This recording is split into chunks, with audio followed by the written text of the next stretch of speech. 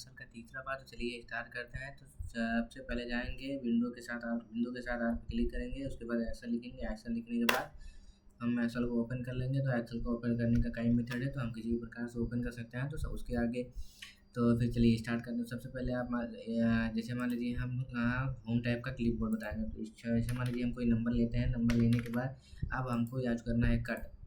जैसे हम कोई नंबर लेंगे तो नंबर लेने के बाद हम कट पे क्लिक करेंगे। क्लिक करने के बाद अब हम इस टेक्स्ट को कट कर लिए। अब इसको मान लीजिए हमें इस सेल में पेस्ट करना है। L5 में पेस्ट पे क्लिक करेंगे तो वो जो टेक्स्ट रहेगा वो उस जगह से उठ के जो है मतलब वहाँ से कट जाएगा। कटने के बाद वो क्लिपबोर्ड में रहेगा। फिर उसके बाद हम इसको जहाँ चाहेंगे वहाँ पेस्ट कर सकते हैं। पेस्ट करते हैं जैसे, और देखिए और उसके बाद जो है मान लीजिए मैं कई नंबर ले रहा हूँ। लेने के बाद जो है हम इसको थोड़ा बड़ा कर दे रहे हैं। और उसके बाद जैसे आपको कट बता दिए। कट जैसे मान लीजिए हम इतना नंबर सारा सेलेक्ट किए। सेलेक्ट करने के बाद हम कट पे क्लिक करेंगे। जैसे ही हम कट पे क्लिक करेंगे तभी पेस्ट वाला हाईलाइट होगा। उसके पहले पेस्ट वाला हाईलाइट नहीं है। उसके बाद हम जिस सेल में जो है हम रखेंगे क्लिक करेंगे और उसके बाद वहाँ पे पेस्ट क्लिक करेंगे। ये कट के उस सेल में चला जाएगा।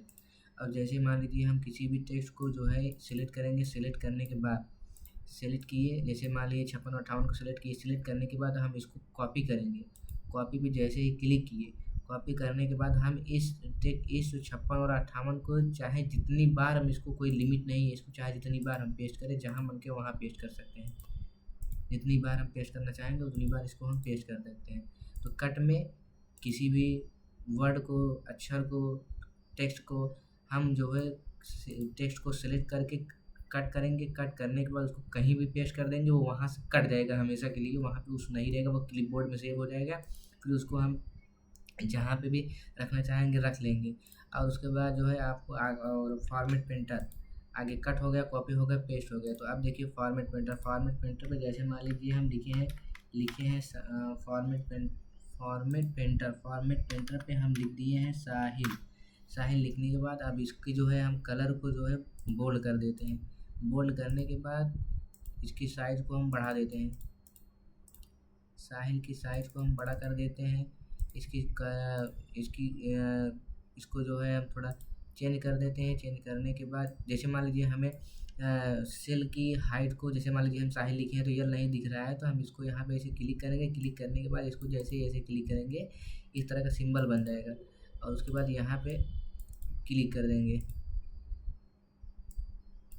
ये मेरा माउस जो है थोड़ा ख़राब हो गया है इसलिए दिक्कत हो रहा है। ऐसे क्लिक करेंगे तो ओपन हो जाएगा।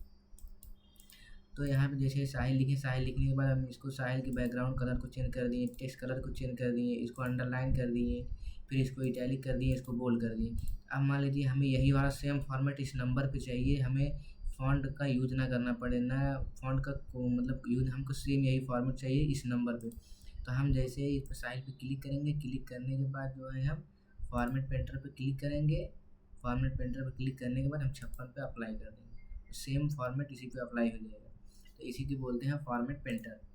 और फिर उसके बाद देखिए फ़ॉन्ट में मान लीजिए फ़ॉन्ट में ये फ़ॉन्ट स्टाइल एरिया है। तो जैसे मान लीजिए हम कोई कुछ भी लिखना चाहेंगे, जैसे मान लीजिए साहिल लिखे हैं। साहिल लिखने के बाद हमें इस कलर को जो है, इस फ़ॉन्ट एरिया को हमें चेंज करना है। हम किसी भी प्रकार को जितना जो भी चाहें हम उसी टाइप का कलर ले सकते हैं। फ़ॉन्ट लेने के बाद इसमें आप फ़ॉन्ट को चेंज कर सकते हैं किसी भी प्रकार का। फिर उसके बाद ये जो बोल्ड दिख रहा है, आप इस पर टेक्स्ट पे क्लिक करेंगे। क्लिक करने के बाद हमें इसे बोल्ड चाहिए तो हम इस टेक्स्ट को बोल्ड कर सकते हैं।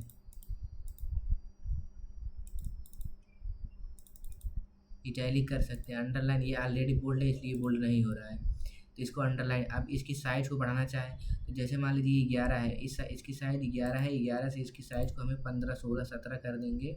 जितना बड़ा करना चाहें उतना बड़ा कर देंगे। हमने आप लोगों को बताया है कि यहाँ पे जाएंगे, क्लिक करेंगे, माउस से ऐसे क्लिक कर देंगे तो ये बड़ा हो जाएगा।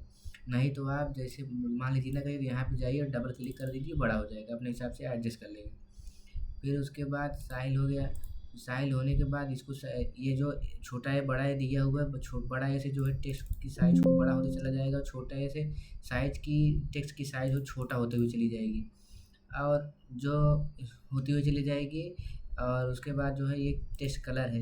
अब हम चाहेंगे जो साहिल लिखा हुआ है इसको रेड हो जाए, या कोई और कलर आप किसी भी प्रकार जितना भी इसमें कलर शो कर रहा है सारा कलर इस पर अप्लाई कर सकते हैं।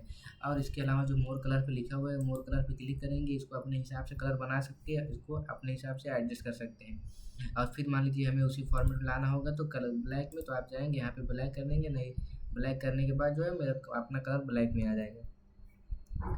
फिर उसके बाद मान लीजिए जैसे हमें इसके बैकग्राउंड जो टेक्स्ट का बैकग्राउंड पीछे की कलर के बैकग्राउंड जो है हमें मान लीजिए रेड चाहिए, ब्लू चाहिए, जिस प्रकार से चाहिए हम उस प्रकार से इसकी बैकग्राउंड को अप्लाई कर सकते हैं।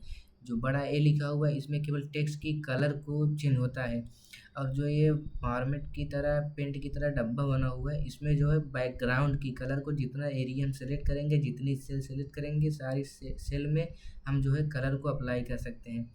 और जो ये है बॉर्डर, जैसे मान लीजिए हम यहाँ से लेके यहाँ तक कुछ भी लिखे रहेंगे, हमें बॉर्डर चाहिए तो देखिए जैसे बॉर्डर चाहिए तो हम यहाँ से लेके यहाँ तक टेक्स्ट को सेलेक्ट करेंगे। सेलेक्ट करने के बाद हमें बॉटम पे बॉर्डर चाहिए तो हम बॉटम पे क्लिक करेंगे, देखिए नीचे बॉटम पे बॉर्डर लग गया है।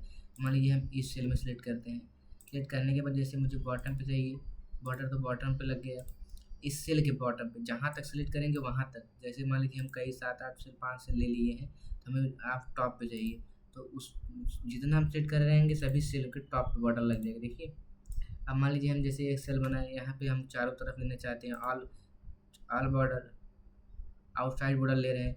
आउटसाइड मतलब जितना सेल है सेल के आउटसाइड में बॉर्डर लगेगा, आउटसाइड बॉर्डर लग गया। अब जैसे मान लीजिए हमें सभी सेल में जितने भी सेल बने हैं सभी सेल में जो है हमें बॉर्डर चाहिए, तो फिर हम फॉन्ट पे जाएंगे, जो ऑल बॉर्डर है इस पर क्लिक करेंगे तो हम सेल के जितने भी सेल हैं उस सभी के आउटसाइड में अंदर में सब में बॉर्डर लग जाएगा। अब मान लीजिए हमें बॉर्डर को हटाना है तो हम सेलेक्ट करेंगे, सेलेक्ट करने के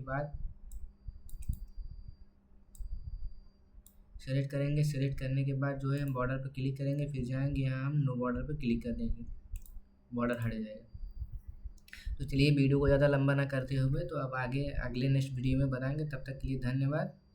ऐसे ही वीडियो में बने रहे, तब तक के लिए धन्यवाद। मिलते हैं कल नेक्स्ट वीडियो में।